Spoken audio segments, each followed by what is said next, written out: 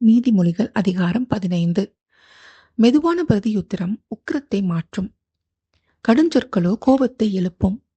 ஞானிகளின் நாவு அறிவை உபயோகப்படுத்தும். மூடரின் வாயோ புத்தியினத்தை கக்கும்.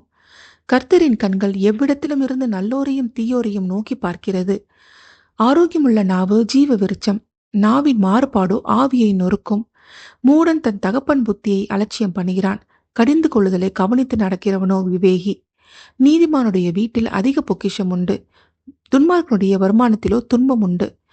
ஞானிகளின் உதடுகள் அறிவை இறைக்கும். மூடரின் இருதயமோ அப்படியல்ல. துன்மார்க்குடைய பழி கர்த்தருக்கு அருவருப்பானது. செம்மையானவர்களின் ஜெபமோ அவருக்கு பிரியம். துன்மார்க்கனுடைய வழி கர்த்தருக்கு அருவருப்பானது. நீதியை பின்பற்றுகிறவனையோ அவர் நேசிக்கிறார். வழியை விட்டு விலகிறவனுக்கு புத்திமதி விசனமாயிருக்கும். கடிந்து கொள்ளுதலை வெறுக்கிறவன் சாவான். பாதாளமும் அழிவும் கர்த்தரின் பார்வைக்கு பிரதீட்சமாயிருக்க மனு புத்திரருடைய இருதயம் அதிக பிரதேசமாய் இருக்கும் அல்லவா. பரியாசக்காரன் தன்னை கடிந்து கொள்கிறவனை நேசியான். ஞானமுள்ளவர்களிடத்தில் போகவும் மாட்டான்.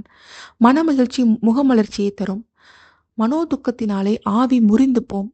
புத்திமானுடைய மனம் அறிவை தேடும். மூடரின் வாயோ மதியினத்தை மேயும். சிறுமைப்பட்டவனுடைய நாட்கள் எல்லாம் தீங்குள்ளவைகள். மன ரம்யமோ நித்திய விருந்து.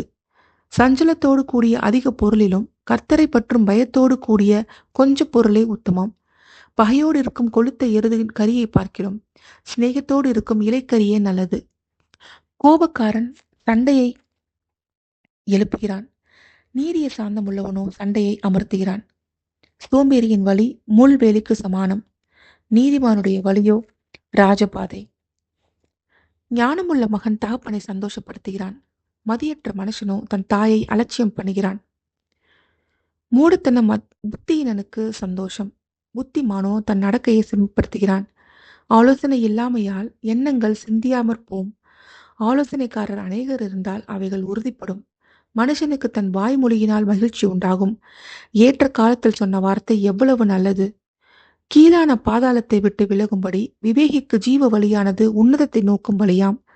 அகங்காரியின் வீட்டை கர்த்தர் பிடுங்கி போடுவார். விதவையின் எல்லையையோ நிலைப்படுத்துவார். துன்மார்க்கருடைய நினைவுகள் கர்த்தருக்கு அருவருப்பானவைகள். சுத்தவான்களுடைய வார்த்தைகளோ இன்பமானவைகள். பொருளாசைக்காரன் தன் வீட்டை கலைக்கிறான். பரிதானங்களை வெறுக்கிறவனோ பிழைப்பான். நீதிமானுடைய மனம் பிரதித்துரம் சொல்ல யோசிக்கும். துன்மார்க்கனுடைய வாயோ தீமைகளை கொப்பளிக்கும். துன்மார்க்கருக்கு கர்த்தர் தூரமாயிருக்கிறார். நீதிமான்களின் ஜெபத்தையோ கேட்கிறார். கண்களின் ஒளி இருதயத்தை பூரிப்பாக்கும். நற்செய்தி எலும்புகளை புஷ்டியாக்கும். ஜீவனுக்கு எதுவான கடிந்து கொள்ளுதலை ஏற்றுக்கொள்ளும். காது ஞானிகளிடத்திலே தங்கும். புத்திமதியை தள்ளிவிடுகிறவன் தன் ஆத்மாவை வெறுக்கிறான். கடிந்து கொள்ளுதலை கேட்கிறவனோ ஞானமடைவான். கர்த்தருக்கு பயப்படுதல் ஞானத்தை போதிக்கும். மேன்மைக்கு முன்னானது தாழ்மை.